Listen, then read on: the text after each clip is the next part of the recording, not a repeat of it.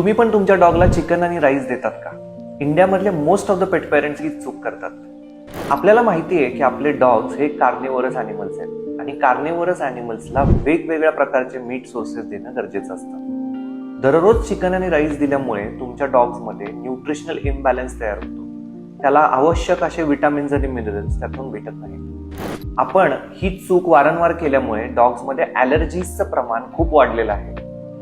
Rice हा सातत्यानं दिल्यामुळे डॉग्समध्ये ओबेसिटी देखील वाढलेली आहे. हा प्रॉब्लेम कसा सॉल्व्ह करायचा? तर सोपं आहे.